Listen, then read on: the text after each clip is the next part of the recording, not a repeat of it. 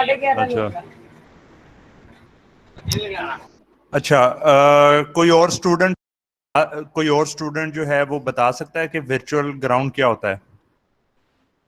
Sir virtual ground मतलब कि हमने उसको हार्डवेयर के रियल ग्राउंड के साथ कनेक्ट नहीं किया होता, लेकिन क्योंकि रजिस्टर में से करंट फ्लो जीरो हो रहा है तो नीचे ग्राउंड है, इसलिए हम मतलब कि उस जितना उसके ग्राउंड के साथ कनेक्टेड है ना रजिस्टर, और उसके क्रॉस वोल्टेज ड्रॉप कोई नहीं आ रहा, इसलिए हम सपोज कर लेते हैं कि वहाँ पे वर्चुअली ग्राउंड आ रहा है।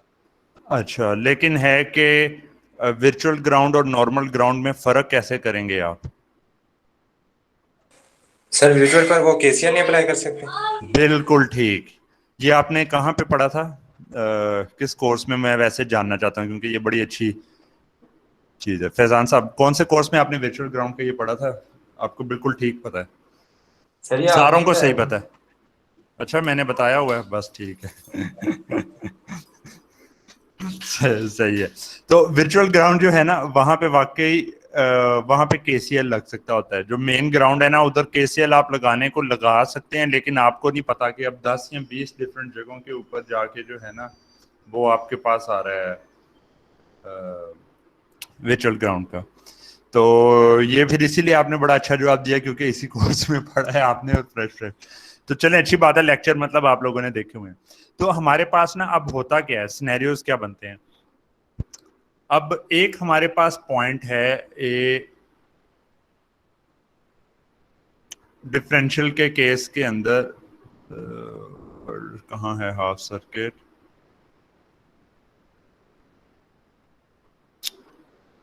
सर जो लास्ट स्लाइड आपने ओपन की थी सर, उसी में ही था हाफ सर्किट। नहीं नहीं, वो और चीजें हैं। एक तो ये मुझे कोई कॉल आ रही है, मैं सॉरी, एक सेकेंड इसको।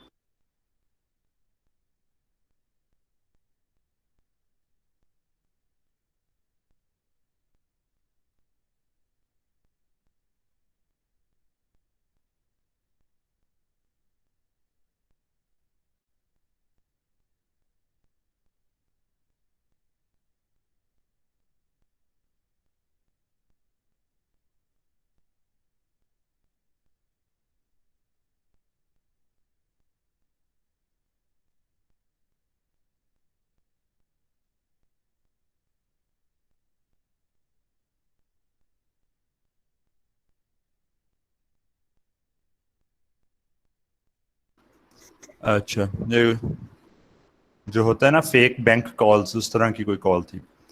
अच्छा, तो हमारे पास जो अब सिनेरियो आता है ना, वो ये आता है कि जब आपने डिफरेंशियल के केस में इसको सॉल्व करना है ना, हाँ, ये ना अब जरा आपने तवज्जो से देखना किस केस में वर्चुअल ग्राउंड आता है और किस केस में ना दूसरे सिनेरियो के हिसाब से सॉल्व करना है। वर्चुअल ग्राउंड तब आता है जब आपके पास इस पॉइंट और इस पॉइंट के क्रॉस वोल्टेज बराबर हो, और जितना करंट आपके पास इधर से आ रहा है उतना ही करंट आपके पास जो है ना वो इस साइड के ऊपर मूव कर रहा हो। ठीक है? तो जब इस साइड से आने वाला करंट और इस साइड से जाने वाला करंट आपके पास जो है ना वो बराबर होंगे, ठीक है, तो उस केस में यहां पर से करंट आपके पास हो जाएगा जीरो। ठीक है? यहां से और इधर से करंट्स क्यों बराबर होंगे? क्योंकि दोनों ट्रांजिस्टर्स आपके पास जो है ना ये मैच्ड हैं। आ रही है ना आवाज? हाँ, ठीक है। ठीक है, दोनों ये वाले जो ट्रांजिस्टर्स हैं ये मैच्ड हैं। तो जब इस तरह का सिनेरियो होगा तो यहाँ पे वर्चुअल ग्राउंड की वजह से 0 वोल्ट परसिस्ट करते हैं। ठीक है, मतलब कि तमाम केसेस के अंदर जो है ना इधर जो है वो 0 वोल्ट्स आपके पास जो है ना वो फिक्स्ड रहते हैं। तो इस केस के अंदर जब 0 वोल्ट फिक्स हैं तो आप इसको हाफ सर्किट के केस में जब यहां से आप ब्रेक करते हैं तो इसको ग्राउंड इधर रखेंगे और इसको ग्राउंड इधर रखेंगे। ठीक है, ये लेकिन कैस कब होगा कि यहां से जितना करंट है उतना यहां से करंट है? ये होगा सिर्फ डिफरेंशियल केस के अंदर। ठीक है, जब आपके पास आएगा common mode circuit, common mode के केस के अंदर आपके पास क्या वर्चुअल ग्राउंड होगा इधर? कोई स्टूडेंट बताए। सर अगर तो मैच सर्किट्स हैं तो सर हो सकता है। नहीं, मैच सर्किट खाली होना कंडीशन नहीं है, एक और कंडीशन भी साथ है। सर नहीं होगा इधर। होगा तो क्यों होगा, नहीं होगा तो क्यों नहीं होगा? डिटेल्स के साथ, मतलब कॉन्सेप्ट क्लियर हो ना आपका। कितने स्टूडेंट्स कहते हैं कि ये वर्चुअल ग्राउंड इधर होगा?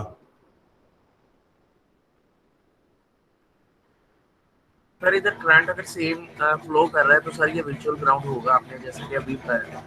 नहीं तो आप लोग मुझे बताएं ना, आपको पता है कॉमन मोड सर्किट है, तो क्या दोनों साइडों के ऊपर जो है वो करंट सेम है?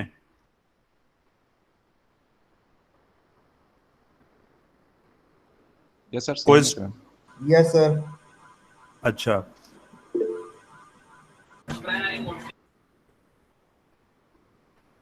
तो अगर दोनों साइड्स के ऊपर करंट सेम है तो यहाँ पे क्या 0 वोल्ट आ जाएंगे?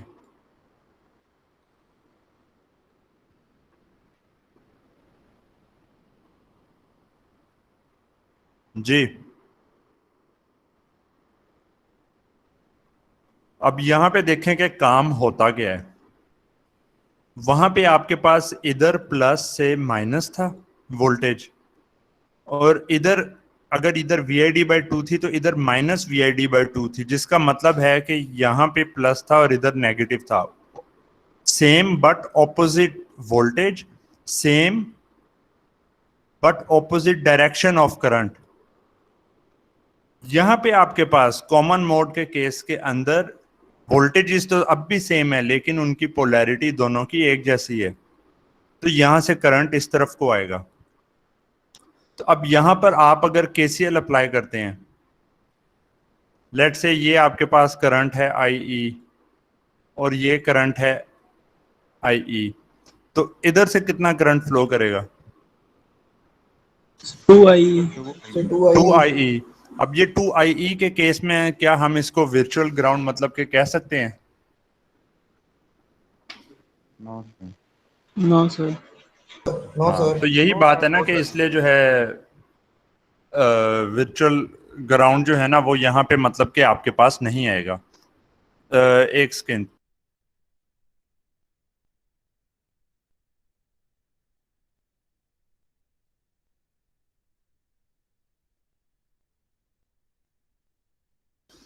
आज ऑफिस से जो है वो मैं ये कर रहा हूँ कंडक्ट, तो यहाँ पे साथ साथ दूसरे काम भी बार बार आई जा रहे हैं। अच्छा, तो यहाँ पर आपके पास 2IE आ गया, तो इसका मतलब है कि कॉमन मोड के केस में वर्चुअल ग्राउंड का कॉन्सेप्ट अप्लाई नहीं करना। इम्पैक्ट इसका क्या आया? जब वर्चुअल ग्राउंड आप यूज कर रहे थे तो यहाँ पे REE लगा हुआ था, लेकिन आपने क्या किया था, आपने इस REE को कंसिडर ही नहीं किया था, क्योंकि ये open circuit high zero current था और इन्फिनिट रेजिस्टेंस नजर आ रही थी, तो आपने यूं कर दिया इसको। लेकिन जब कॉमन मोड का केस आ रहा है, ठीक है, तो कॉमन मोड के केस के अंदर आपके पास क्योंकि ये वाला करंट आना था, यहाँ पे हमने फिर वो एवेल्युएट किया था कि अगर इस पॉइंट से इधर तक जो है आपके पास ये REE नजर आ रहा है, तो जब हाफ सर्किट में करना है तो इस REE को हमें स्प्लिट करना पड़ेगा। पर क्योंकि ये पैरेलल में लगे हुए हैं तो यहाँ पे 2REE इस साइड पे आ जाएगा और 2REE इस साइड पे आ जाएगा। ठीक है, तो ये जो फाइन डिटेल है ना कि कॉमन मोड और डिफरेंशियल के केस में फर्क कैसे पड़ता है, तो ये वाली चीज इंपॉर्टेंट है।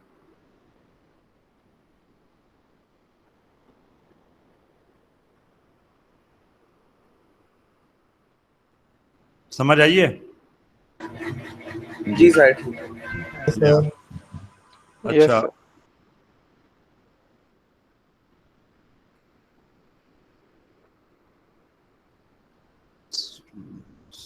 ये कोई मैसेज भी आया हुआ है, ठीक है। अच्छा, तो अब यहाँ पे मुझे रोल नंबर 5638 माइक ऑन करें काइंडली।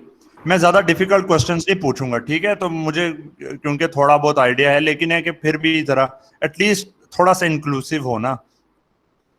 अच्छा, तो अब ये बताएं कि कॉमन मोड के केस में अगर हमारे पास जो है बिल्कुल मैच्ड सर्किट्स हैं, ये RC और ये सारी की सारी वैल्यूज जो है ना ये मैच करती हैं, तो अगर ये सारा कुछ मैच करता है तो उस केस के अंदर आपके पास ये आउटपुट डिफरेंशियल वोल्टेज क्या आएगी?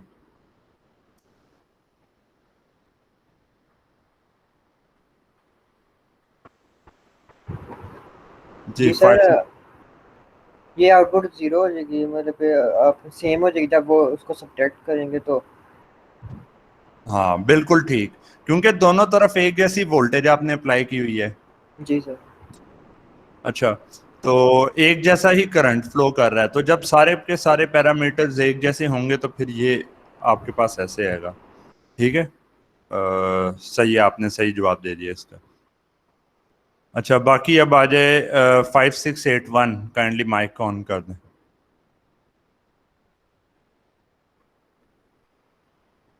uh, 5681 मुनीबुर रहमान। अच्छा, आज ना कोशिश करें कि आप ना वो कोई नॉइज फ्री एनवायरनमेंट में हो और ज़रा ना तवज्जो ज़रा दे दें, क्योंकि मैंने ये बड़ा स्ट्रिक्ट जो कंडीशंस आज के लिए वो रखी हुई हैं, तो वो इम्पोर्टेंट है कि आप सही तरह पार्टिसिपेट कर सकें। मुनीबुर रहमान 5681।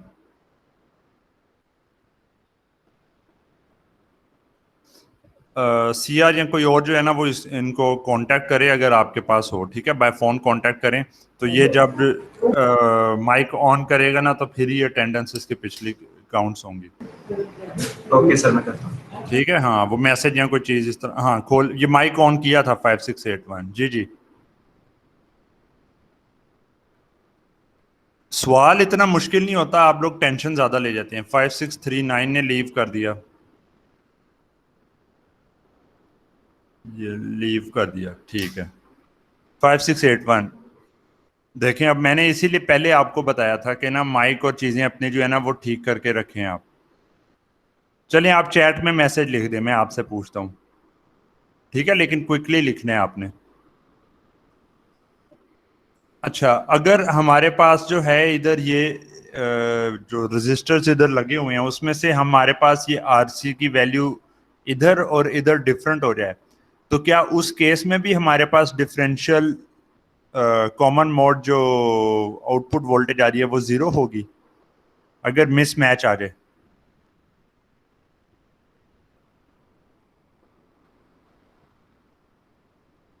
अगर कॉमन मोड जो है ना हमारे पास सर्किट के अंदर जो है मिस मैच आ जाता है,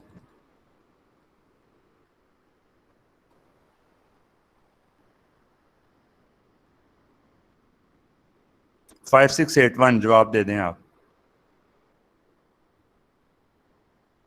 अगर ये लेट से मेरे पास 1.1K हो जाता है और ये है 1K, ठीक है, तो ये क्या आउटपुट डिफरेंशियल वोल्टेज 0 वोल्ट होगी? आपने कहा नो सर, मैं जरा दोबारा कंफर्म कर लूं, तो ये क्यों नहीं होगी 0 वोल्ट?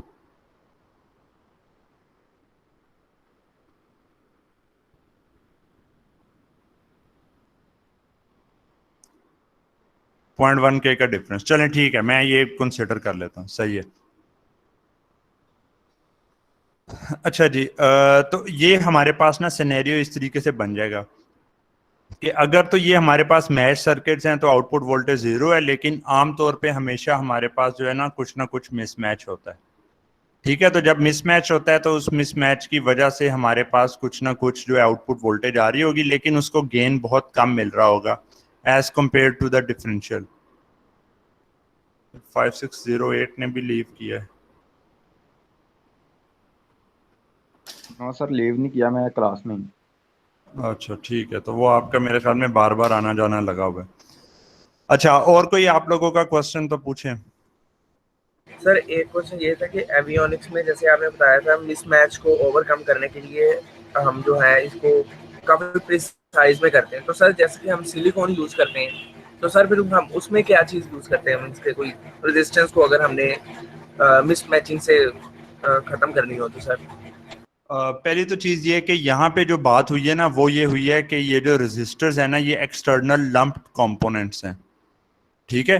अब मैं ये आपको एक मिनट ना, हम फायदा उठाते हैं कि नेट और ये सारे रिसोर्सेज भी हमारे पास अवेलेबल हैं, ठीक है जी।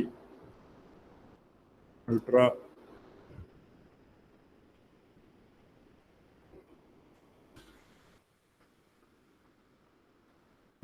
ये विषय प्रिसीजन जो है ना, ये कंपनी एक है विषय के, जो है ना काफी ज्यादा जो है, यार डाउनलोड नहीं मैं करना चाह रहा।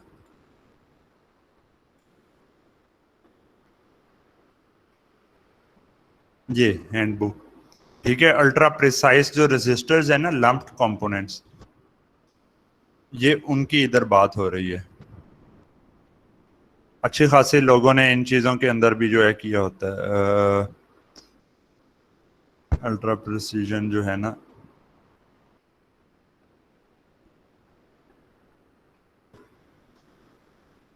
इनकी ये रेजिस्टेंस टॉलरेंस देखें कितनी है, ये देख रहे हैं, नजर आ रहा है? जी सर। ठीक जी है सर, आ रहा है। तो अगर आपके पास 0.005% आ रहा है, तो आपको वो रिलेशन पता है कि आपने जो है ना, वो जो भी पिछली टर्म एक आ रही थी उसको जो है मल्टीप्लाई करना है इससे 0.005। अब वो क्योंकि परसेंट में है तो 2 और 0 आ गए। तो जब इतना ज्यादा मतलब कि वो प्रिसाइज करके आप करेंगे ना, तो वहां पे फिर आपके पास जो है ना मतलब के रिजल्ट्स अच्छे आ जाते हैं। तो ये इस तरह के भी मतलब होते हैं, इनकी कॉस्ट थोड़ी ज्यादा होती है। Precise registers price ally express के ऊपर, ठीक है। पता नहीं कितने, नहीं अली एक्सप्रेस नहीं ओपन हो रही। यहाँ पे सब बड़े ऑर्डर्स ही लगते हैं। हाँ बड़े, खैर हमने कौन सा ऑर्डर करना है, मैं वैसे बताना चाह रहा हूँ आपको, ठीक है। ये 50 इंडियन रुपीज, इंडियन पता नहीं कहाँ से चीजें चल पड़ी हैं। अच्छा, ये इंडियन रुपीज के साथ ये रजिस्टर्स जो है 2 का, ये देखें इन्होंने कौन सा जो है पैकेज बीच में यूज किया हुआ है। हालांकि रजिस्टर इन पैकेजेस में मिलते नहीं है। तो अब ये 50 I don't know Indian rupees जो है, जो हमारे को 100 रुपए का एक रजिस्टर मिल रहा है, ये 8 वाट का है ये, ठीक है। तो इस तरीके से करके जो है ना, इनकी जो प्राइस और वो सारी चीजें जो हैं वो आपके पास बढ़ती रहती हैं। 3296 वाट, ये मैं नहीं मानता इतने वाट की कोई एक चीज है। तो ये मल्टीपल जो आपके पास जो कम टिपिकल जो प्राइसेस हैं ना इनकी, वो देखें 0.0026, मतलब 25 पैसे का जो है, 25 पैसे से भी कम का जो है वो आपके पास जो है ना रजिस्टर्स वैसे मिल रहे होते हैं। लेकिन जब आप अल्ट्रा प्रिसाइज की रेंज के अंदर जाते हैं तो वो आपके पास कॉस्ट जो है ना वो उनकी बढ़ती जाती है। अच्छा, जो सिलिकॉन के लेवल के ऊपर आपने जो क्वेश्चन किया था वो भी वैलिड एक क्वेश्चन है कि अगर तो आपने इंटीग्रेटेड सर्किट बनाया है, ठीक है, तो इंटीग्रेटेड सर्किट के अंदर सिलिकॉन के साथ ही आपको रजिस्टर बनाना है। अच्छा, अब यहाँ पे भी ये बड़ी एक इंटरेस्टिंग जो है ना चीज है, सिलिकॉन के अंदर रजिस्टर कैसे बनाते हैं, ये आप लोगों को इसका आइडिया नहीं होगा। सिलिकॉन के अंदर अब आमतौर पे रजिस्टर क्या बनते हैं कि जी मेटल्स उन्होंने रखे हुए हैं, या मेटल्स के अंदर सेरेमिक या इस तरह की कोई चीज़ है जिसकी अंदर से जो है वो रेजिस्टेंस प्रोवाइड करता है करंट को। पर इस तरह की चीज़ के अंदर ना आपको काफ़ी ज़्यादा रिलेटिवली जो है ना वो एरिया चाहिए होता है। और उसके बाद ये ट्रांजिस्टर्स में जब रजिस्टर बनाने होते हैं ना, तो वो क्या करते हैं, एक ट्रांजिस्टर लिया और ट्रांस डायोड बना दिया, ठीक है। उस ट्रांस डायोड की वजह से जो स्मॉल सिग्नल का सिनेरियो है ना, स्मॉल सिग्नल में, तो स्मॉल सिग्नल के अंदर आपको जब इस पॉइंट से देखेंगे तो आपको रेजिस्टेंस नजर आएगी RE, ठीक है। और जो इसका बायसिंग करंट है डीसी में, उसकी बेसिस के ऊपर ये RE अल्फा ओवर GM के बराबर होता है, ठीक है। और अल्फा ओवर GM के हिसाब से ये बन जाता होता है V थर्मल ओवर IE, ठीक है। तो इस तरीके से ये वाली जो रेजिस्टेंस है ना, इसको इस्तेमाल करके ये बनाया जाता है। मतलब रेजिस्टर्स की बजाय यहाँ पे भी ट्रांजिस्टर्स लगाए होते हैं जिसकी बेस और कलेक्टर को शॉर्ट किया होता है, और बायसिंग उनकी इस तरीके से एडजस्ट की होती है, और एरिया और सारे पैरामीटर्स कि वो आपको जिस वैल्यू के रेजिस्टेंस चाहिए वो जनरेट करके दे दे। सर मींस के ट्रांजिस्टर्स को कनेक्टेड करके हमें उसमें रेजिस्टेंस प्रोवाइड की जाती है। जी जी, ये एडवांस लेवल का इंटीग्रेटेड सर्किट्स के लेवल का जो है ना, जो आगे कोर्सेज आपके इलेक्टिव्स में होगा मेरे ख्याल में, लार्ज स्केल इंटीग्रेशन और इन चीज़ों का। तो इलेक्टिव्स है या पता नहीं फिक्स्ड है, तो उसके अंदर के मतलब ये टॉपिक्स हैं कि कैसे जो है इसमें ये सारी चीज़ें बनाई जाती हैं। जो कैपेसिटर बनाना होता है ना, वो कैपेसिटर भी ट्रांजिस्टर नहीं मॉसफेट्स के थ्रू जो है वो कैपेसिटर भी बनाया जाता है। तो जब इंटीग्रेटेड सर्किट होते हैं ना, तो वो लम्प्ड कंपोनेंट्स नहीं इस्तेमाल किए जाते, तो कोशिश की जाती है कि कम से कम एरिया के अंदर आपने जो भी कंपोनेंट्स लगाने हैं वो बना के आप लगा दें। ठीक है, तो उसके अंदर क्या होता है कि जब आप इंटीग्रेटेड कंपोनेंट्स में देखें ना, तो वहां पे डिफरेंशियल एम्पलीफायर्स की बजाय मैं आपको हमने ये भी चीजें आगे पढ़नी थी, इंस्ट्रूमेंटेशन एम्पलीफायर तक जो है वो कुछ कॉम्प्लेक्स इस तरह करके ना आपके पास बने होते हैं, जिनके अंदर इन्होंने पूरा का पूरा सिस्टम डिजाइन करके तमाम स्टेजेस डिजाइन करके ओवरऑल आपको बता दिया होता है कि जी कितना आपके पास जो है कॉमन मोड रिजेक्शन रेशियो है, और भी काफी सारे फैक्टर्स जो है ना उसके अंदर इंक्लूड हो जाते होते हैं। तो उसमें जो है वो इससे भी बहुत कॉम्प्लेक्स लेवल का काम होता है। पर अभी हम जो चीज देख रहे हैं ना, वो हम देख रहे हैं कि सिंगल एंडेड की बजाय जब हम ये डिफरेंशियल पे आते हैं तो हमारे पास क्या क्या एडिशनल पैरामीटर्स आ जाते हैं। ठीक है, और उसमें मिसमैच और इन चीजों का क्या इफेक्ट होता है। अब ये मिसमैच को अवॉइड करने के लिए ना, अभी तो हम इस्तेमाल कर रहे हैं लेट्स से कितने ट्रांजिस्टर, 2 ट्रांजिस्टर्स यूज हो रहे हैं। तो आगे जाके ना हमने इसी कोर्स के अंदर अब अगला जो CLO जो है स्टार्ट होगा, उसके अंदर हम देखेंगे कि खाली 2 के साथ जो है ना काफी लिमिटेशंस इधर भी एग्जिस्ट करती हैं। तो एक्चुअली जो टिपिकल एक ऑपरेशनल एम्पलीफायर जिसको हर तरीके से ऑप्टिमाइज किया होता है ना, उसके अंदर तकरीबन 27 के करीब ट्रांजिस्टर्स हो जाते हैं। ठीक है, 27 के करीब होते हैं, और इस तरह के तकरीबन 4 इस्तेमाल करके आप एक बनाते हैं इंस्ट्रूमेंटेशन एम्पलीफायर, जो कमर्शियली आपको मार्केट के अंदर अवेलेबल होता है, जिसके थ्रू आप ये सारा ऑपरेशन एक्चुअली करते हैं। पर ऑफ कोर्स ये जो 27 टाइम्स 4 जो आपके पास 100 से ऊपर ट्रांजिस्टर्स लगे हैं, उन सारों के अंदर वो एक्चुअली इसी तरह की स्टेजेस से मिलके बनते हैं। तो पहले आपको ये सिखाना है, फिर आहिस्ता आहिस्ता मैं उस लेवल पे मूव करके ले जाऊंगा। ठीक है, तो ये कोर्स मतलब बड़े लेवल तक ये पहुंचेगा लार्जर स्केल के अंदर, लेकिन पहले आपको ये बेसिक्स का इनका पता हो।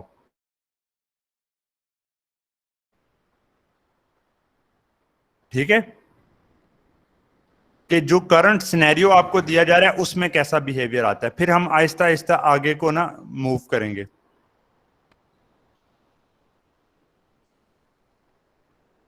सही है जी सर, ठीक है। स्लाइड नंबर 4 में एक क्वेश्चन था। स्लाइड नंबर 4 में जी सर, आपने कहा था कि ये जो नीचे लगा है करंट सोर्स लगा है, ये विल्सन करंट सोर्स हो सकता है क्योंकि इसकी आउटपुट रेजिस्टेंस बहुत कम होती है। नहीं, ये आपकी मर्जी है कौन सा लगाना है। नहीं सर, क्या इसकी रेजिस्टेंस से बहुत कम होने में हमें बेनिफिट है या फिर बहुत ज्यादा होने में? बहुत ज्यादा होने में। हो सकता है बाय मिस्टेक मैंने बहुत कम कह दिया हो। करंट के साथ पैरेलल में रेजिस्टेंस लगी होती है ना जी सर, और वोल्टेज सोर्स के साथ सीरीज में रेजिस्टेंस लगी होती है। ये आरपी जितनी ज्यादा हो उतना फायदा है।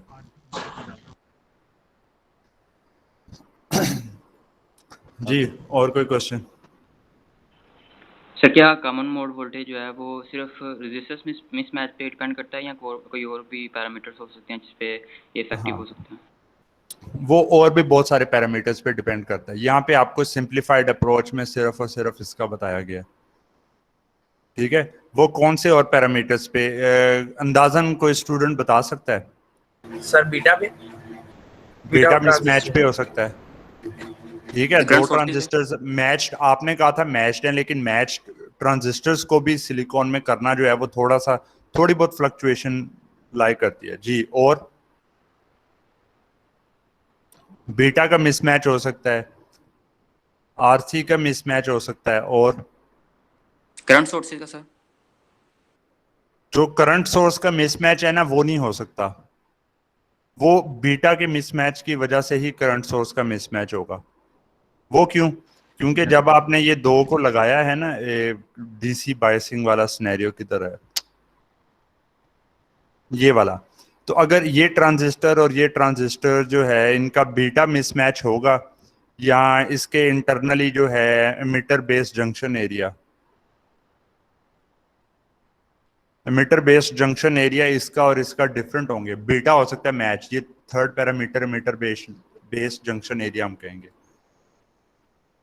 अगर सारा कुछ एक जैसा है, बीटा भी एक जैसा है, लेकिन इसका एमिटर बेस जंक्शन एरिया इसके मुकाबले में ट्वाइस है, तो इसमें से इसके मुकाबले में डबल करंट फ्लो कर सकता है। उस केस में क्या होगा कि ये 3 हिस्सों में तकसीम होगा,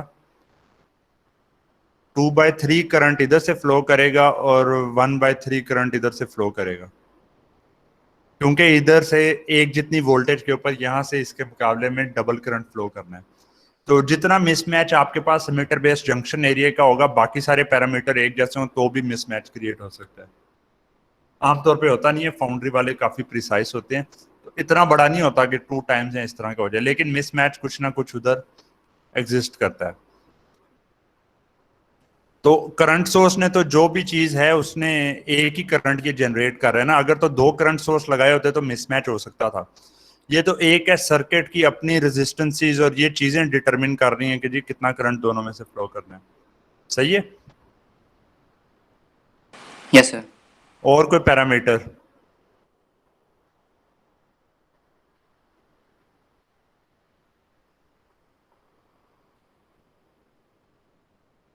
तकरीबन यही पैरामीटर्स हैं, ठीक है। अच्छा, यहाँ पे एक और लेकिन चीज थी, वो भी मैं आपसे पूछ लूं।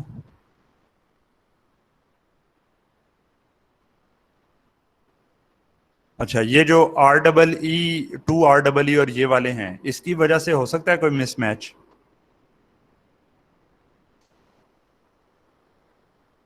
सर क्योंकि एक ही लगा हुआ है, हमने इसको हाफ सर्किट में कन्वर्ट किया, तो आई थिंक हाँ, यहाँ पे भी इस केस के अंदर भी कोई फर्क नहीं मतलब पड़ेगा। तो आपके पास जो एक्चुअल पैरामीटर्स हैं जिनकी वजह से मिसमैच आ सकता है वो मीटर बेस्ड जंक्शन है। ये आपको नजर कैसे आएगा आपके मॉडल में? ये आपको जो IS सैचुरेशन नहीं होता, जो होता है आपके पास के IC is equal to IS e⁻ VBE over VT, तो उसकी वजह से जो ये IS होगा ना, ये आपके पास चेंज हो जाएगा एक ट्रांजिस्टर का दूसरे की निस्बत। RC जो है वो आपके पास एक्सटर्नल है, बीटा जो है वो आपके पास जो है ट्रांजिस्टर के, ये भी वैसे मीटर बेस्ड जंक्शन एरिया पे डिपेंड तो करता होता है, लेकिन है कि इतना कोई हैवीली नहीं इसका इम्पैक्ट आता है। ये इंडिपेंडेंटली भी थोड़ा सा मसला हो सकता है इसमें, डोपिंग लेवल्स एक के तो दूसरे की निस्बत थोड़े से डिफरेंट हो जाएं तो बीटा आपके पास चेंज हो सकता है।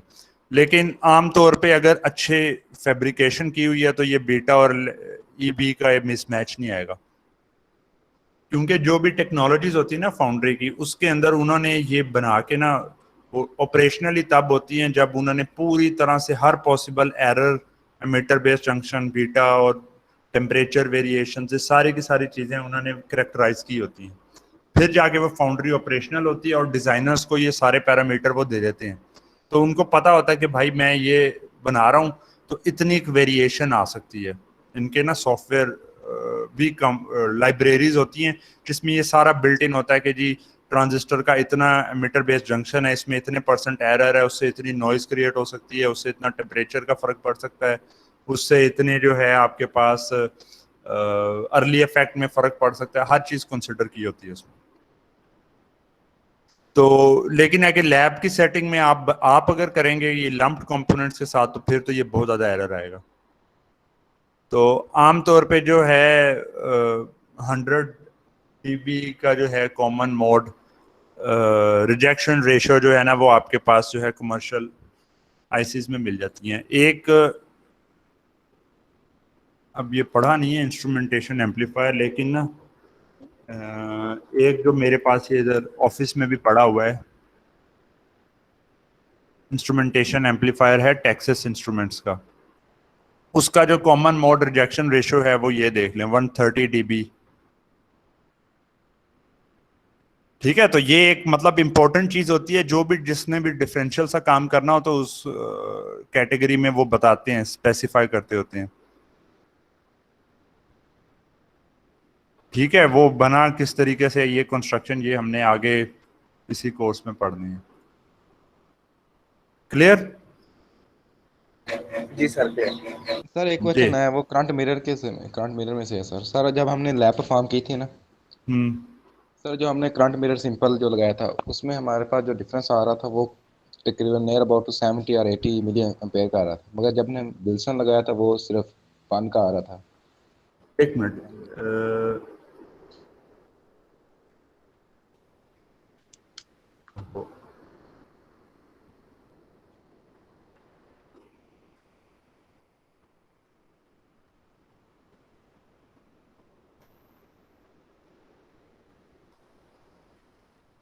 अच्छा, आप उसमें कह रहे हैं करंट मिरर के केस के अंदर, नहीं एम्पेयर आपने यूनिट बड़ा गलत यूज किया है। कितना एरर आ रहा था सिंपल करंट मिरर के केस में? हमारे पास जो आई रेफरेंस था वो 434 मिली एम्पेयर था और जो आई और था वो 508 ये एट 1K। 434 मिली एम्पेयर इतना हाई करंट कैसे क्यों फ्लो करवा रहे थे आपने? प्रैक्टिकली चीजें डैमेज करा लेंगे, ये ट्रांजिस्टर्स की इतनी रेटिंग नहीं होती, कुछ मिली एम्पेयर से ज्यादा ना लेके जाएगा। माइक्रो एम्पेयर आ रहा था हाँ 434 माइक्रो फिर एम्पेयर। ठीक है, सही है, फिर ठीक है, क्योंकि मिली एम्पेयर पे वो डैमेज हो जाएंगी प्रैक्टिकली आप करेंगे।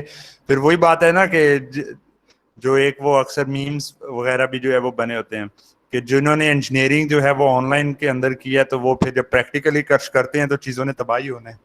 तो वो आप अगर मिली और माइक्रो की ये बहुत बड़ा फर्क है। वो 434 मिली एम्पेयर के ऊपर जो ट्रेडिशनल ट्रांजिस्टर है वो 10 15 20 मिली एम्पेयर तक चल जाते हैं, तो वो तो उड़ जाएंगे। अच्छा, ये एक रीजनेबल वैल्यू है। अच्छा, इसके ऊपर आपने क्या किया था एक्सपेरिमेंट में? सर जब हमने इसकी फ्रीक्वेंसी रखी थी 1K तो हमारे पास जो आउटपुट आ रहा था वो 508 माइक्रो एम्पेयर आ रहा था, मगर जब हमने विल्सन को यूज किया वो हमारे पास सिर्फ डिफरेंस 1 माइक्रो का ही आ रहा था उसमें। नहीं, अच्छा, ये 1 किलो हर्ट्स की चीज ये कहाँ यूज की थी? सर ये फ्रीक्वेंसी चेंज की थी हमने जब। तो फ्रीक्वेंसी चेंज करने का तो नहीं इसके ऊपर इम्पैक्ट आता? तो यही क्वेश्चन था। ये आई रेफरेंस आपके पास ये था, आई रेफरेंस कैसे चले, आपने तो सॉफ्टवेयर में किया है ना।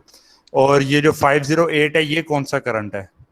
आई zero. Sir I I output.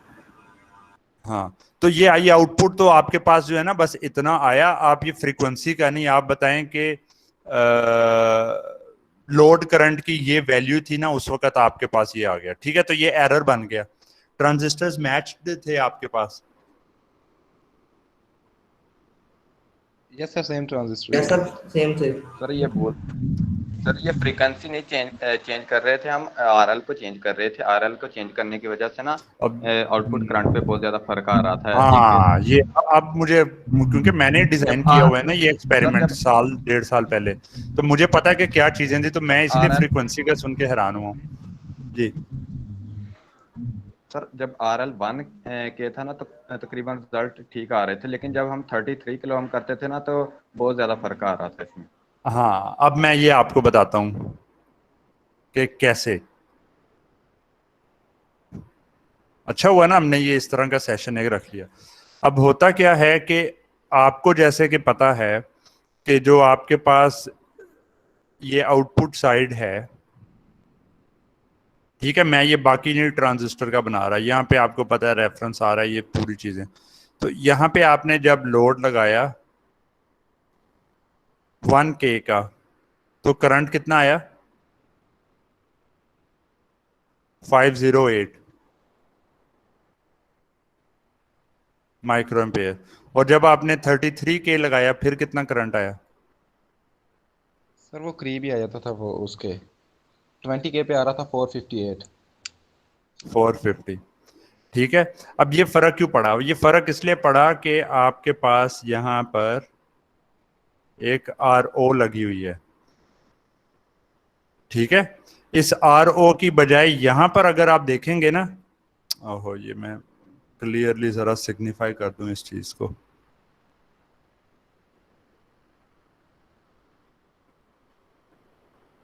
जो इस साइड के ऊपर करंट है ना, ये आपके पास अगर 508 आ रहा था, ये 508 आपके पास फिक्स ही रहता है।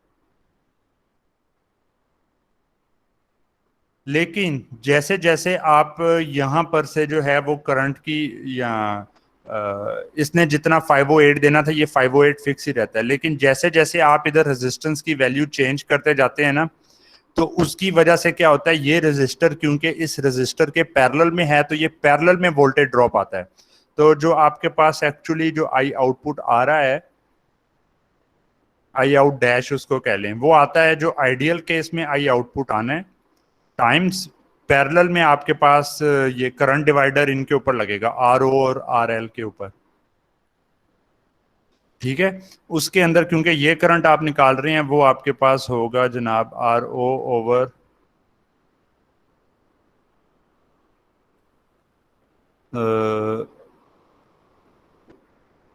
Divided by R L, I think. जी हाँ। तो अगर तो आपके पास ये आर ओ की वैल्यू बहुत ज्यादा होती है, तो आर एल जिस मर्जी रेंज में आप चेंज करते रहे ना, तो ये वाला फैक्टर आपके पास यूनिटी आ जाता है, 1 के बराबर आ जाता है। ठीक है, समझ आइए आपको। ये मॉडल के हिसाब से आप यूं कर सकते हैं कि जी ये जो करंट सोर्स एक आइडियल लगा हुआ है ना आपके पास, जो यहां से जिसने आईओ फ्लो कराना है, उसके पैरेलल के अंदर आपके पास ये रेजिस्टेंस लगा हुआ है आर ओ, और उसके बाद जो आपने लोड रेजिस्टर लगाना है आर एल, वो यहाँ पे है, और जो ये करंट है ये आईओ डैश है। तो ये आईओ डैश अगर आर ओ की वैल्यू आपके पास बहुत ज्यादा है, तो फिर तो आईओ डैश और आईओ बराबर होगा तकरीबन, ये ओपन सर्किट है, सारा का सारा करंट इधर से आएगा। पर अगर आपने एक नॉर्मल करंट मिरर लगाया जिसका आर ओ इतना ज्यादा नहीं होता, तो उस केस में क्या होगा कि आर एल की वैल्यू इसके मुकाबले में ज्यादा है। आर एल जैसे जैसे बढ़ाएंगे तो ये कंट्रीब्यूशन जो है 1 से कम होती जाएगी। तो इस ज्यादा बढ़ाने के ऊपर वो ड्रॉप करके 508 से 450 पे पहुंच गया। एक्चुअली आप लोड रेजिस्टर की वैल्यू और ये दो चीजों को इस्तेमाल करते हुए आर ओ की वैल्यू एक्सपेरिमेंटली भी निकाल सकते हैं। 3-4 पॉइंट्स के ऊपर लें, लीनियरली फिट करें और ये निकाल लें। समझ आई आपको बात। और जब आपने विल्सन यूज किया तो उसमें ये आर ओ की वैल्यू 5 मेगा तक पहुंच गई।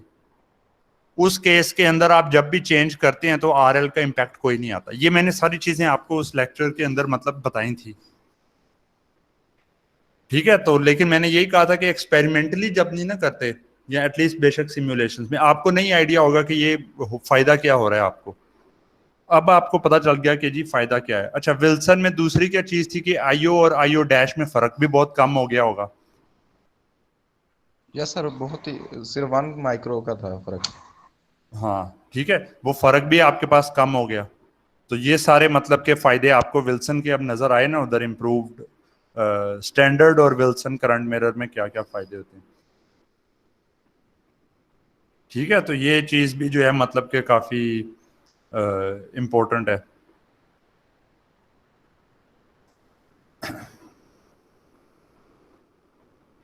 और कोई क्वेश्चन?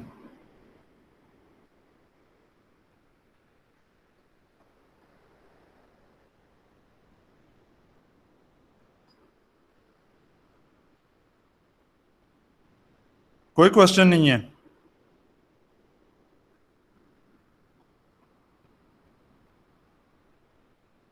सर जी सर, ये कम्प्लेक्स इंजीनियरिंग एक्टिविटी का जो सर्किट है, काइंडली थोड़ा सा अगर उससे थोड़ा सा एक्सप्लेन कर दें।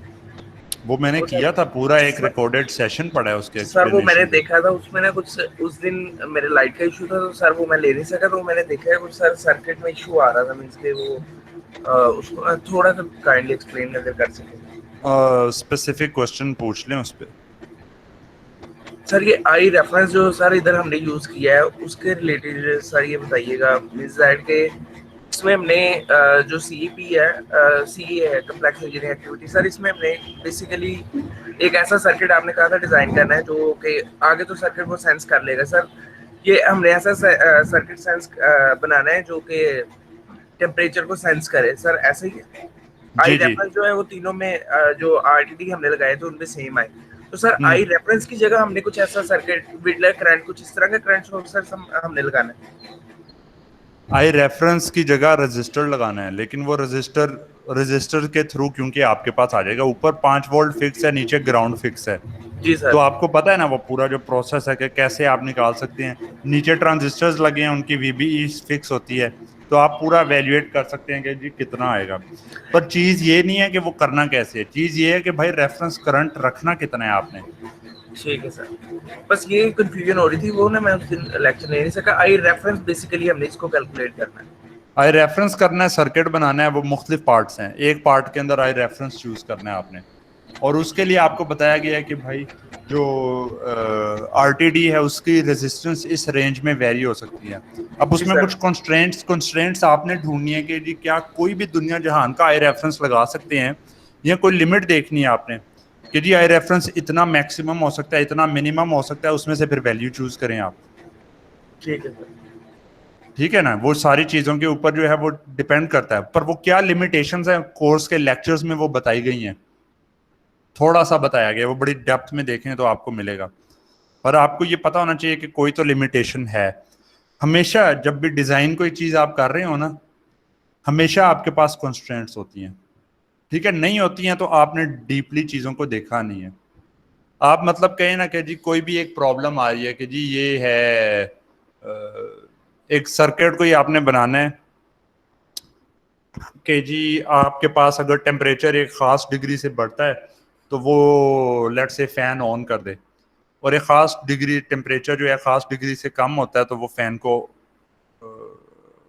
ऑफ कर दे, मतलब ऑन कर दे अगर टेम्परेचर बढ़ता है और ऑफ कर दे अगर टेम्परेचर कम होता है।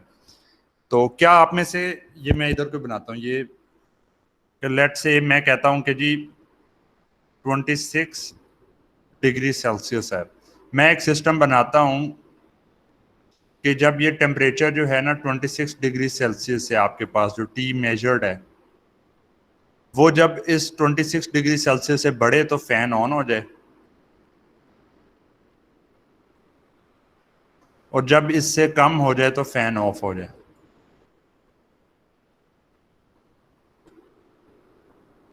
अच्छा, अब मुझे बताएं कि इतनी सी खाली चीज के अंदर प्रैक्टिकली आप लोगों को अगर नहीं भी आइडिया, लेकिन आपको पता है कि चीज क्या चाह रहे हैं, आप बताएं कंस्ट्रेंट्स क्या हैं, किन किन चीजों का ख्याल रखना चाहिए। सर फर्स्ट ऑफ ऑल तो इसमें हमें टेम्परेचर का ख्याल रखना पड़ेगा। इसमें नहीं, टेम्परेचर, हाँ चलें बताएं, टेम्परेचर का क्या ख्याल रखना होगा। सर मीन्स दैट कि टेम्परेचर हम कुछ ऐसा डिवाइस, इसका फर्स्ट ऑफ ऑल तो हमें कुछ भी हम डिवाइस अगर यूज़ करते हैं, टेम्परेचर सेंसर फॉर एग्जांपल, तो उसका फर्स्ट ऑफ ऑल तो हमें एक बैकअप रखना पड़ेगा कि कभी भी उसमें मसला आ सकता है। और सर इसमें हमें टेम्परेचर सेंसर एक्यूरेट, पहली चीज हो गई आपके पास रिडंडेंसी, कि जो टेम्परेचर सेंसर है या सिस्टम है वो फॉल्ट कर सकता है, तो फॉल्ट कंट्रोल मैकेनिज्म होना चाहिए। दूसरा, कोई और बंदा बताए अब, और कोई कंस्ट्रेंट्स हो।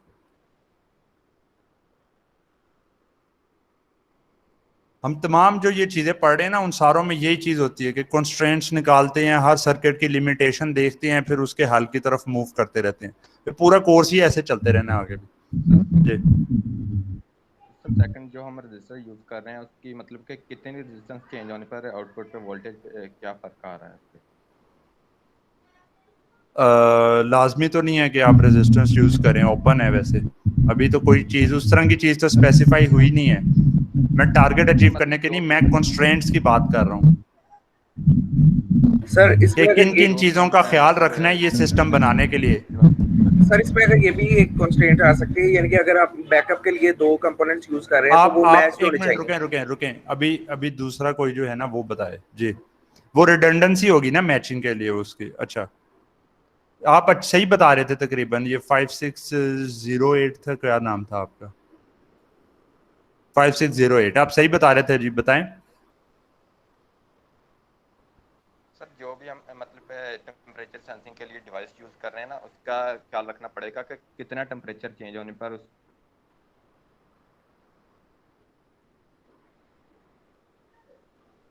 हेलो, पर मतलब हम एक एनालॉग सिग्नल को हम डिजिटली सेंस कर रहे हैं ना। जी तो वही कह रहा हूँ कि मतलब कि उसकी डाटा शीट वगैरह देखनी पड़ेगी उस डिवाइस की कि टेम्परेचर में क्या तब्दीली हो, तो रिजल्ट जो के आ रहे हैं आउटपुट पे उनमें क्या फ़र्क आ रहा है।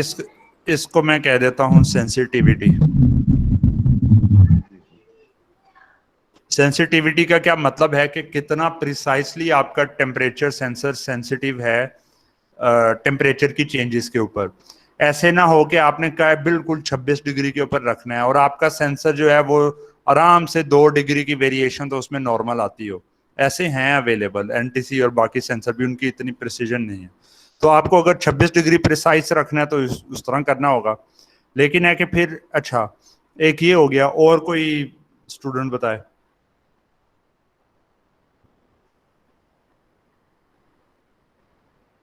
अभी इसमें बेतहाशा कॉन्स्ट्रेंट्स और पड़ी हैं, सोचें इसके।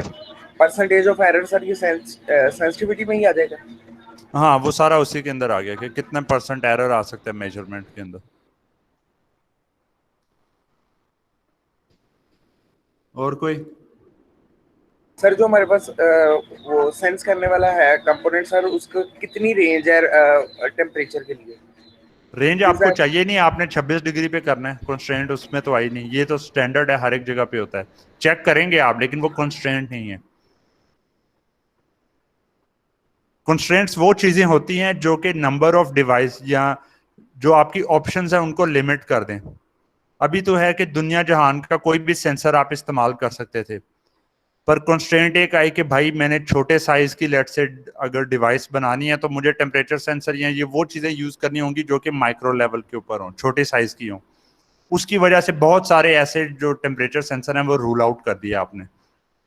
ठीक है, सेंसिटिविटी के उनकी जी एक्यूरेसी हो, दुनिया में बेतहाशा मिलेंगे, लेकिन आप वो चूज करेंगे जिनकी सेंसिटिविटी अच्छी है। ठीक है, कंस्ट्रेंट्स इस चीज को कहते हैं। वो एक ऐसा आपके पास टूल है जिसके थ्रू आप ऑप्शंस अपनी रिड्यूस कर सकें।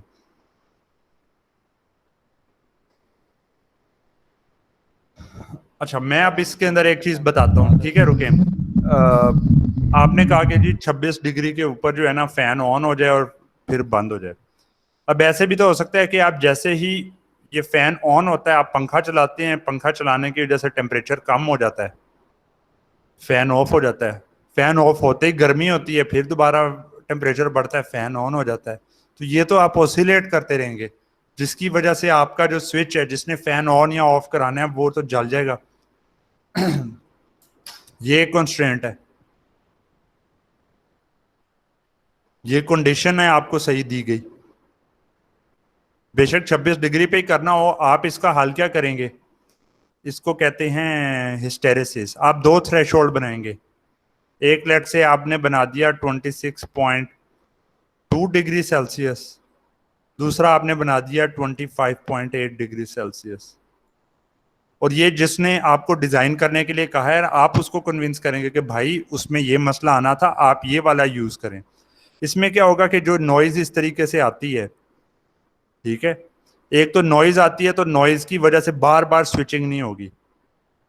दूसरा ये जो हिस्टेरिसिस बीच में जो डिफरेंस है उसकी वजह से एक दफा जब ये इससे ज्यादा होने के ऊपर सिस्टम ऑन हो जाएगा और इससे 25.8 डिग्री सेल्सियस से कम होने के ऊपर ऑन हो जाएगा और 26.2 डिग्री सेल्सियस से बढ़ने के ऊपर ऑफ हो जाएगा। इसको कहते हैं हिस्टेरिसिस। ठीक है, इसकी रेंज आप बढ़ा सकते हैं, तो ये एक कंस्ट्रेंट आ गई, इससे आपका सिस्टम स्मूथली ऑपरेट करेगा।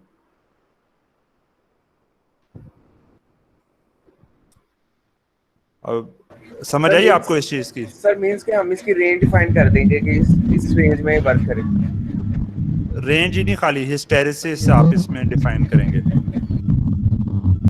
सर ये भी उसी तरह वर्क करेगा जिस तरह पुराने फ्लोट स्विचेस वर्क करते थे, थोड़ा सा भी पानी कम हुआ तो ऑन कर देते थे।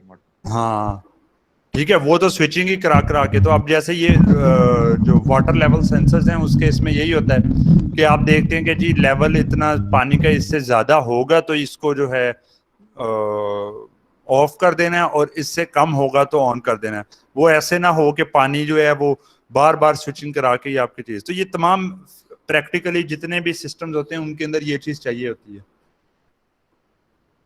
ठीक है। और एक एग्जांपल मैं आपको जरा रिन्यूएबल साइड से देता हूँ, क्योंकि वो ये है कि जो इन्वर्टर नहीं आपके पास लगे होते, जिन्होंने डीसी को एसी में कन्वर्ट करना होता है, उसके अंदर मैकेनिज्म होता है चीजों को सेंस करने का। तो अब उसमें क्या होता है कि आपके पास बैटरीज लगी हुई हैं, ठीक है। अब बैटरीज लगी हुई हैं तो आप क्या करते हैं कि जी लेट से बैटरी का लेवल जो है, आप चाहते हैं कि जी बैटरी जो है वो आपके पास 50% चार्ज लेवल तक रहे, 50% से कम ना, एटलीस्ट मेंटेन रहे 50% तक। तो अब होगा क्या कि पीछे से आपके पास वोल्टेज आ रही है, सोलर पैनल से पावर आ रही है। तो आप अगर कहते हैं जी 50% पे हार्ड थ्रेशोल्ड लगा देते हैं, तो क्या होगा कि जी साथ आपके पास लोड भी लगा हुआ है। तो आप क्या करते हैं कि जैसे 50% से कम होता है, ये वाली जो है ना डायरेक्ट इधर कनेक्ट करके जो है इसकी चार्जिंग शुरू कर देते हैं। वो जैसे ही चार्जिंग शुरू करते हैं, ये 50% आप चेक कैसे करेंगे, ये आप चेक करते हैं उसके वोल्टेज से, ठीक है। ये लेट से 50% पे मैं कहता हूँ 13 वोल्ट, अगर 12 वोल्ट की बैटरी है, लेट से 12 वोल्ट की बैटरी के ऊपर 11.5 वोल्ट मैं कह देता हूँ, ठीक है। 11.5 वोल्ट से कम होंगे तो मैं कहूंगा कि जी ये बैटरी जो है ना तकरीबन डिस्चार्ज टाइप या इतनी हो गई है, तो इसकी चार्जिंग शुरू कर देनी है। और फुल्ली चार्ज के बाद जो है ना मैं कहता हूँ कि ये 12.5 वोल्ट तक होनी चाहिए। अब होगा क्या कि मैं अगर इसके अंदर एग्जैक्ट 11.5 वोल्ट का थ्रेशोल्ड रखूंगा, तो क्या होगा कि जैसे ये 11.5 से कम हुआ, मैंने चार्जिंग शुरू कर दी। चार्जिंग होते हुए क्या होता है, ये वोल्टेज इसके इंक्रीज हो जाते हैं, क्योंकि ज्यादा वोल्टेज से चार्ज करते हैं। वो ज्यादा होंगे तो वो सिस्टम को बताएगा कि भाई ये तो चार्ज हो गया हुआ है। अगर मैं 11.5 वोल्ट पे प्रिसाइज रखता हूँ, वो स्टॉप कर देगा चार्जिंग। वो स्टॉप करेगा, वोल्टेज रिड्यूस करके इससे नीचे आ जाएगी, वो दोबारा फिर चार्जिंग शुरू कर देगा। तो इस तरह करते करते इसमें मसला आएगा। तो इसमें भी एक लेवल की बजाय 2 लेवल्स डिफाइन करके हिस्टेरिसिस इंप्लीमेंट किया जाता है, ठीक है। तो इस तरीके से जो है ना तमाम प्रैक्टिकल सिनेरियोज में यही चीजें की जाती हैं। जो एयर कंडीशनिंग सिस्टम्स भी आपके पास लगे होते हैं, जिसमें आप टेम्परेचर सेट करते हैं कि जी 26 डिग्री सेल्सियस है। इन्वर्टर वाले जो हैं वो तो थोड़े स्मार्ट हैं। जो पुराने स्प्लिट एसी होते थे, उसमें क्या होता है कि उसमें भी आप कहते हैं ना कि जी 26 डिग्री सेल्सियस पे रहना है, तो वो ऐसे नहीं होता कि 26 से जैसे ही नीचे हुआ ऑन कर दिया, जैसे ही 26 से थोड़ा सा जो है 26 से ज्यादा टेम्परेचर हुआ तो एसी ऑन कर दिया, 26 से थोड़ा सा कम हुआ तो एसी ऑफ कर दिया। उसके अंदर भी आप 26 बताते हैं, लेकिन उसको पता होता है कि इसका मतलब है मैंने 2 थ्रेशोल्ड्स इसके अबाउट रखने हैं। 26.5 डिग्री के ऊपर मैं जो है ऑन कर दूंगा और 25.5 डिग्री पे लेट से जो है मैं ऑफ कर दूंगा। तो ये अंडरस्टूड, हर डिजाइन के अंदर ये चीजें जो है ना अंडरस्टूड होती हैं। तो इस तरह की कॉन्स्ट्रेंट्स जो एक प्रैक्टिकल अप्रोच के ऊपर, वो आपको पता होनी चाहिए जब भी कोई सिस्टम आए, ठीक है। तो इसी तरीके से जब कॉम्प्लेक्स इंजीनियरिंग एक्टिविटी में आपके पास आई रेफरेंस का पूछा गया है, तो उसके अंदर कोई आपके पास मैक्सिमम वैल्यू होगी, कोई आपके पास मिनिमम वैल्यू होगी। वो सर्किट को देखते देखते आपने निकालना कि भाई सर्किट में से मैं कैसे निकालूं। ये मेन सीईए के अंदर जो एक टास्क है वो ये वाला है।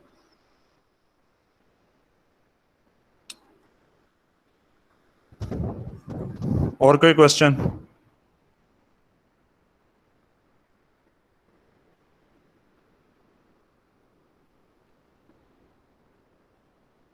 तो समझ आइए इन चीजों की, हिस्टेरिसिस वाले कॉन्सेप्ट की। जी जी। अच्छा, अगले लेक्चर का ना मैं थोड़ा सा आपको दिखा दूं।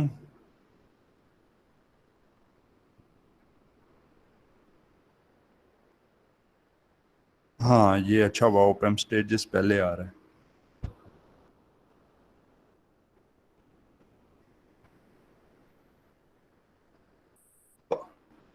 अब जो एक सिंपल आपने जो इतनी भी स्टेजेस वो देखी है ना, सिंगल एंडेड और डिफरेंशियल और इस तरह के, ये कल लेक्चर के अंदर ना ये चीज आएगी। मैं लेकिन है कि अभी थोड़ा सा आपको ना बता रहा हूँ, इसी जो हमारी डिस्कशंस हो रही है ना इसी को कंटिन्यू करते हुए। तो हमारे पास ना ये सारी की सारी चीजें मतलब कि चल रही होती हैं, लेकिन जो एक सिंपल हमारे पास ऑपरेशनल एम्पलीफायर है, एक जेनेरिक ऑपरेशनल एम्पलीफायर जो हर लिहाज से ऑप्टिमल हो, ठीक है, उसमें बायसिंग के मिनिमम से मिनिमम इश्यूज आते हो, उसमें आपके पास काफ़ी ज़्यादा जो है वो वोल्टेज गेन आता हो, उसमें करंट गेन आपके पास आता हो, पावर ओवरऑल गेन आ रही हो, उसके अंदर जो है आपके पास, जैसे हमने कॉमन मोड वोल्टेज स्विंग देखा था, उसमें स्विंग मैक्सिमम हो इनपुट और आउटपुट साइड के ऊपर, ठीक है, उसमें आपने लेट से 2 लेवल्स के दरमियान में बायस किया हुआ है, प्लस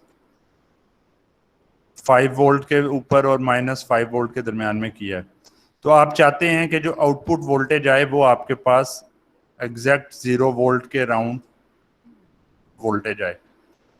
अभी आपने जितने पिछले देखे थे उसमें आपके पास जो आउटपुट पे वी आउटपुट कॉमन मोड होती है उसके अबाउट आउटपुट सिग्नल आ रहा होता था।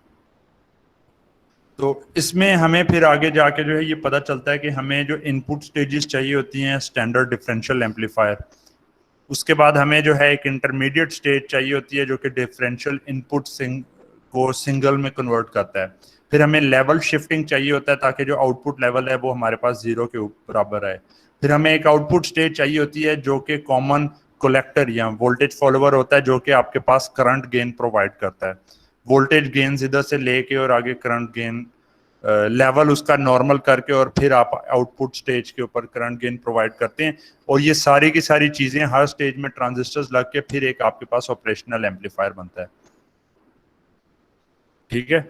और इसके अंदर क्या है कि जनाब डिफरेंशियल आपने देख लिया हुआ है, तो डिफरेंशियल से सिंगल एंडेड एक ये बनता है, इसका कल एक्सप्लेन जो है वो कल नहीं परसों नेक्स्ट लेक्चर में एक्सप्लेन किया जाएगा। फिर लेवल शिफ्टर जो आपके पास होते हैं वो इस तरह की एक सर्किटरी है, कुछ इस तरह के आपके पास, ठीक है, ये वाला हो सकता है। लेवल शिफ्टिंग किस तरीके से होती है ये आपको थोड़ा सा बताया जाएगा। फिर आपके पास एक डार्लिंगटन या इस तरह की स्टेज आउटपुट पावर के लिए लगाई जाएगी, और फिर जो एक प्रैक्टिकल आपके पास ऑपरेशनल एम्पलीफायर जो एक होगा उसके अंदर ये सारी की सारी स्टेजेस लगी होंगी, जो आपने करंट सोर्सेज जिनसे बायस करना है वो करंट सोर्स भी ये खुद ही जनरेट करेगा, ठीक है। ये आपके पास जो डिफरेंशियल इनपुट स्टेज है वो लगी होगी, डिफरेंशियल टू सिंगल, फिर लेवल ट्रांसलेटर आपने यूज़ किया, फिर आउटपुट पे कॉमन एमिटर, और ये सारे के सारी स्टेजेस मिलकर एक आपके पास जो है ऑपरेशनल एम्पलीफायर बनता है जिसकी इनपुट डिफरेंशियल है और आपके पास ये आउटपुट दूसरी अवेलेबल होती है, और ये जो भी वोल्टेज रेंज है उसके अबाउट जो है ये ऑपरेट करता होता है, ठीक है। तो ये हमने जो है वो नेक्स्ट लेक्चर के अंदर जो है ना वो थोड़ा सा देखना है कि जितने हमने स्टेजेस पढ़ी हुई हैं उनको किस तरह इस्तेमाल करके एक ऑप एम्प बनाया जा सकता है जेनेरिक।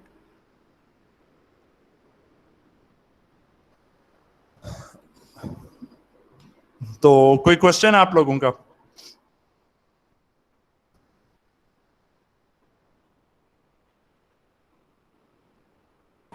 नहीं सर क्लियर। तो पिछले लेक्चर की चीजें एटलीस्ट क्लियर हैं आपको?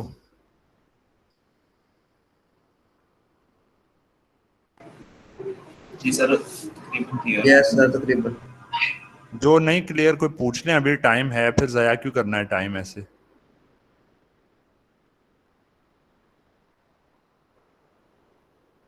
सर आप अपने रिसर्च पेपर में कुछ डिस्कस करने आपने कहा था, मैं बताऊंगा। रिसर्च पेपर वाला मैं कर लेता हूँ, वो आपको समझ कोई नहीं आनी। वर्जन 2 रुकें, आज मीटिंग हो रही थी सर, उसका क्या माना जी वो आज मीटिंग नहीं थी? आज है, वो आज होनी है मीटिंग, वो 30 का कह दिया था, 30 को इतवार को कौन सी मीटिंग हो जानी थी, वो एमी गलत डेट बता दी थी।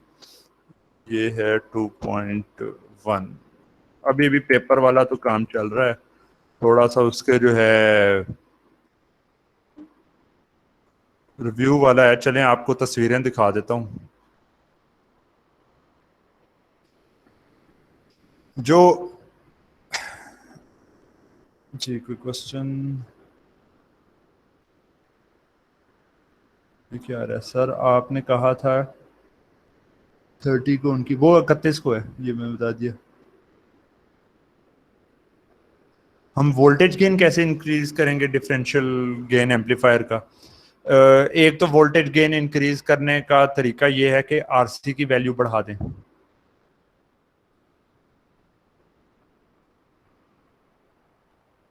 किधर गया? गेन का जो रिलेशन आता है ना, वो गेन के रिलेशन से ये आप निकालेंगे ना। डिफरेंशियल गेन में G M R C in parallel with R O, तो आर सी बढ़ा देंगे, जीएम की वैल्यू बढ़ा देंगे, उससे गेन होगा। लेकिन हम ओप एम्प के अंदर क्या करते हैं कि एक हमारे पास ना इधर बेतहाशा कंस्ट्रेंट्स होती है। आप जीएम की वैल्यू बढ़ाने लगेंगे, करंट बायसिंग वो चेंज हो जाएगा, उसके चेंज होने से और इधर उधर फर्क पड़ जाएंगे, पावर लॉसेस बढ़ जाएंगे और मसले मसाइल होंगे। तो करते क्या है कि इनको पहली स्टेज का जो मकसद होता है ना कि थोड़ा सा नॉमिनल गेन आपको मिल जाए, और नॉमिनल गेन आपको मिल जाए, करंट सोर्स एक जो भी था उसके हिसाब से चल के वो आउटपुट आपके पास जो है डिफरेंशियल आ जाए। तो सेकंड स्टेज के अंदर यही जो आउटपुट आई थी वो इसकी इनपुट बन जाती है और यहाँ पर दोबारा एक दफा गेन आ जाता है। तो पहली स्टेज के ऊपर अगर आपके पास गेन आया था 50 का और दूसरी स्टेज के ऊपर गेन आता है 25 का, तो 50 टाइम्स 25, ये चलो 20 कर लेते हैं, नंबर आसान रहे। तो ये आपके पास टोटल गेन आ गया 10,000 का। ठीक है, तो आपने जितना भी गेन चाहिए वो जिस तरह हमने सिंगल एंडेड के केस में नहीं स्टेजेस को एक के बाद दूसरी लगाते थे, तो इसी तरह यहाँ पे भी हम ऐसे कर लेते हैं। तो 10,000 गुना जो है वो गेन टोटल आपके पास आ जाता है। जी सर ये 1000 नहीं आएगा इसका? 1000 हो जाएगा, 1000 होगा, 1000 कर लें, ठीक है। सही सही कह रहे हैं आप। 1000 वोल्ट बाय वोल्ट गेन आ गया 10 को 100 से, ठीक। तो इतना आपके पास आ जाएगा। आपको 10,000 चाहिए, आप एक और लगा देंगे। आमतौर पे क्या होता है कि इसका वैसे ना जो एक कमर्शियली अवेलेबल है ना, उनका गेन होता है 1 लाख।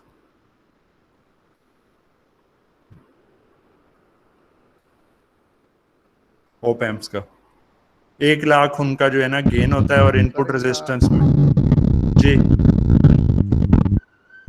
गेन बहुत ज्यादा हो गया तो फिर एंड पे जो हमने करंट एम्पलीफिकेशन के लिए लगाया है हाँ वो तो इतने ज्यादा बिल्कुल ठीक। तो उसके बाद एक और कॉन्सेप्ट आगे शुरू होता है, ये सारा इसी कोर्स में पढ़ना है आगे, उसको हम कहते हैं फीडबैक। वो लास्ट जो है ना टॉपिक्स हैं। तो आपने ऑपरेशनल जो एम्पलीफायर है वो बनाते हैं मैक्सिमम गेन के लिए, और एक फीडबैक का मैकेनिज्म होता है, वो इस्तेमाल करके जो भी गेन आपको चाहिए आप वो क्रिएट कर लेते हैं। तो बड़ा ये इंटरेस्टिंग और बड़ा घुमा फिरा के ये चीजें होती हैं, लेकिन हर चीज हर काम जो ये कर रहे होते हैं उसके पीछे कोई ना कोई मसला होता है जिसको हल करने के लिए। तो ये स्टेप बाय स्टेप मतलब कि चलेगा वहां तक।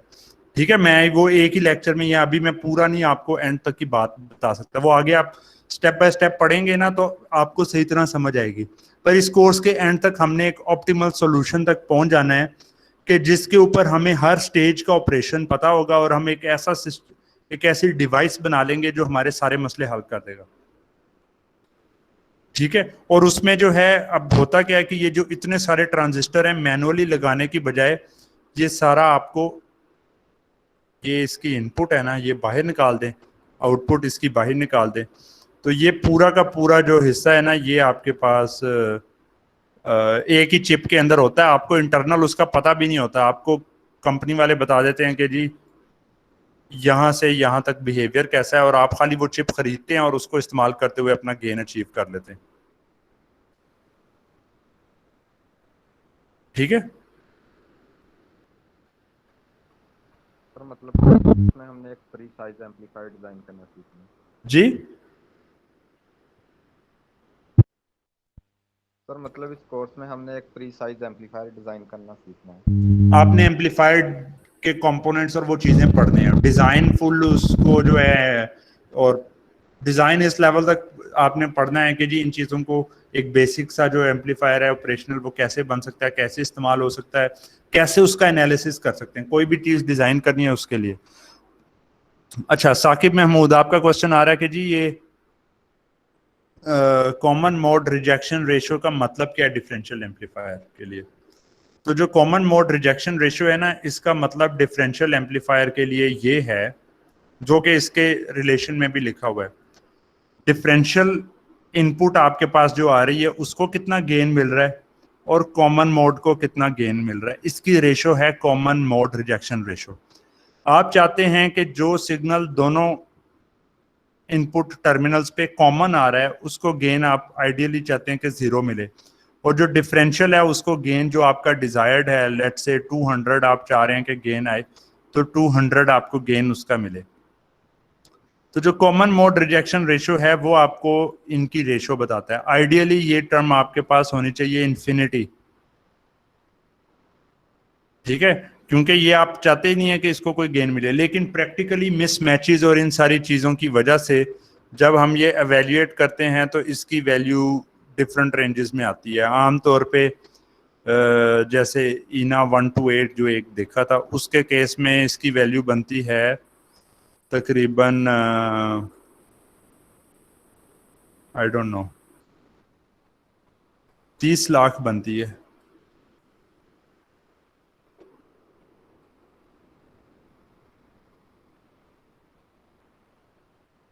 मैं वेरीफाई कर लूं, 1 2 3 4 5 6 नहीं 3 लाख बनती है। 120 dB का मतलब है 6 0 आएंगे, 3 लाख के करीब बन जाती है उसकी। मतलब कि डिफरेंशियल सिग्नल को कॉमन मोड के मुकाबले में 3 लाख गुना ज्यादा गेन मिलता है। इसका ये मतलब नहीं है कि इनपुट को इतना गेन मिलता है, इसका मतलब ये है कि कॉमन मोड इसके मुकाबले में 3 लाख गुना सप्रेस हो जाती है, ठीक है।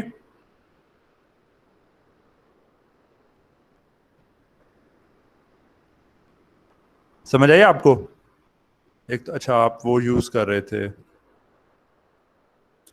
Sir, why it should be infinity, वो infinity why it should be infinity ये क्या बात है? वो इसलिए क्योंकि आप चाहते हैं कि डिफरेंशियल को मैक्सिमम गेन मिले और कॉमन मोड को कम मिले, आप चाहते हैं, ठीक है, ताकि जो डिफरेंट कॉमन मोड है उसको कोई गेन ही ना मिले। आपके पास जितनी मर्जी नॉइज इर्द गिर्द आ रही है, आउटपुट बिल्कुल क्लीन आपके पास आए। इनपुट साइड के ऊपर आपके पास लेट से 2 टर्मिनल है ना, तो ये VID/2 एक के ऊपर आ रहा है और -VID/2 इसके ऊपर आ रहा है। अब जो ये पहली वाली है ये इस तरीके से करके जो है ना वो नॉइज के साथ आ रहा है, दूसरी वाली है वो इसी तरीके से करके जो है ना नॉइज के साथ आ रहा है। ये जो नॉइज है ये कॉमन मोड है। आप चाहते हैं आउटपुट पे जब ये एम्पलीफाई होके आए तो बिल्कुल क्लीन इस तरीके से आए, और ये जो नॉइज है वो सिग्नल के साथ एम्पलीफाई ना हो। अगर ये नॉइज सिग्नल के साथ एम्पलीफाई होगी तो ये भी आउटपुट भी इसी तरह की नजर आ रही होगी।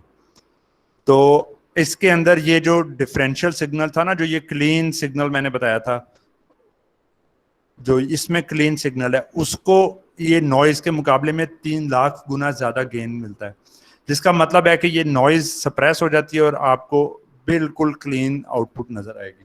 कॉमन मोड का कोई इफेक्ट आउटपुट पे नजर नहीं आएगा, ठीक है। अब यस लिख देंगे कोई, ये अब मुझे नहीं पता कौन सा वो उसका होता है, वो एनालॉग किस्म का उनका बना होता है, तो उसके अंदर जो है मुझे एग्जैक्ट नहीं पता कितना होता है, ये नेट पे चेक कर लें मिल जाएगा आपको। वो वैसे आप उसका कोई ब्रांड चेक करेंगे तो वो लिखा होगा कितना गेन देता है, कॉमन मोड रिजेक्शन रेशियो और ये चीजें कितनी है। सर आपने कहा था कि जो नॉइस आती है वो SMG मॉड्यूल की वजह से आती है, वो बता दें SMG मॉड्यूल। दोबारा पूछें एक सेकंड। सर आपने कहा था कि नॉइस ना कई वजह से आ सकती है, FM और AM और या फिर SMG मॉड्यूल, वो SMG मॉड्यूल के बारे में बता दें, मतलब क्या चीज़ होती है? FM रेडियो, GSM नहीं सर, SMG मॉड्यूल GSM ये वो जो मोबाइल के होते हैं। जी सर, GSM वो 800 हर्ट्ज के ऊपर वो भी हो सकता है कुछ ना कुछ पिक करे। ये एंटीना की फील्ड में ना, एंटीना से रिलेटेड आप पढ़ेंगे ना, ये स्पेसिफिक्स उधर आ जाएंगी। वो इतना ज्यादा मेरी जो है वो फील्ड थोड़ी बहुत है भी, लेकिन है कि मैं उसमें नहीं अभी जाना चाह रहा। ठीक है, 800 मेगाहर्ट्ज, सॉरी। तो ये 800 मेगाहर्ट्ज और इतनी हाई फ्रीक्वेंसी के ऊपर जो चल रहा होता है, तो ये भी अपने जो है पिकअप कुछ ना कुछ हो जाता है। डिपेंड करता है कि तार की लेंथ की बेसिस के ऊपर ना, जो ये 800 मेगाहर्ट्ज है, इसमें जो वेव्स आ रही हैं ना स्पेशल, उसका आपके पास जो है वेवलेंथ होती है। ठीक है, तो अगर आपका जो एंटीने या जो तार की लेंथ है ना वो λ/2 से ज्यादा होती है, या एटलीस्ट लैम्डा से कंपेरेबल है, तो उस फ्रीक्वेंसी का सिग्नल पिकअप हो सकता है। अब मुझे नहीं पता कि कौन से किस तरह का आपने सर्किट किया, तारें किस तरह की होंगी, उसकी बेस के ऊपर डिफरेंट किस्म की नॉइज पिकअप हो सकती है।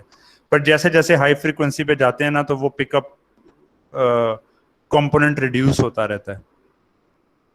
तो ये एक बड़ा कॉम्प्लेक्स किस्म की मतलब मैकेनिज्म है, ये आप आगे उसमें देख लेंगे एंटीना वगैरह के कोर्स में। जी, और कोई चीज?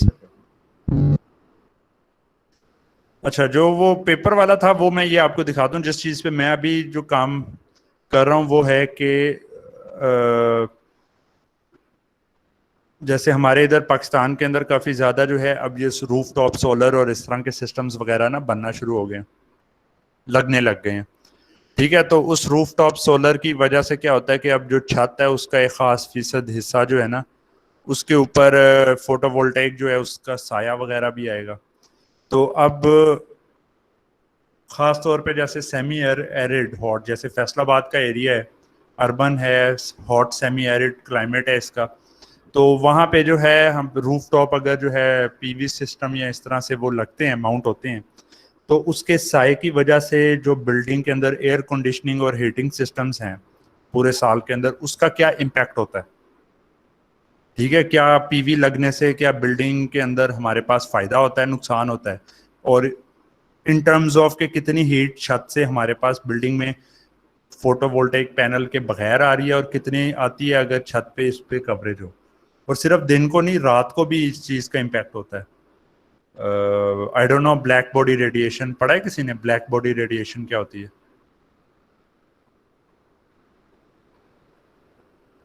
आइडिया है किसी को? वो ब्लैक बॉडी रेडिएशन होती है, हर वो बॉडी जिसका कोई ना कोई टेम्परेचर है ना, वो एक रेडिएशन एमिट करता है। हमारी जो बॉडी है 36-37 डिग्री के करीब इंफ्रारेड की रेंज में जो है ना वो कर रहा होता है। तो ये जो इंफ्रारेड टेम्परेचर कैमरे होते हैं वो यही करते होते हैं कि या तो एक्टिवली पहले रेडिएट करते हैं इंफ्रारेड से, और बाद में वो चेक करते हैं कि जी किस वेवलेंथ की इंफ्रारेड आ रही है, उससे टेम्परेचर पता चल जाता है। तो पूरे दुनिया जहान की हर चीज जो है वो इंफ्रारेड एमिट कर रही होती है, छत भी करती है, आसमान भी करता है, पैनल भी करता है। तो रात के टाइम पे उन चीजों की वजह से भी ना कुछ हीट एक्सचेंज होती है, वो भी चीजें इनकॉर्पोरेट करके। तो इसके अंदर जो है वो इन्हीं चीजों को देखा गया है, और इंट्रोडक्शन है, और ये मैं अब उस तरह के नहीं। तो इसमें क्या किया गया है कि इस तरह से एक ये नजर आ रहा है आप लोगों को? जी सर। तो इसके अंदर ये फ्यूजन 360 के अंदर पूरा पैनल एक जो है ना, ये 2 साल पहले ये वाले चलते होते थे 400 वाट के, अब तो 535 540 वाट के पैनल आगे हुए हैं। जे सोलर के भी आ गए, ये जिंको कंपनी का। तो उसकी जो है पूरी की पूरी कंस्ट्रक्शन और ये सारा कुछ बना के, क्वेश्चन इसको यहाँ से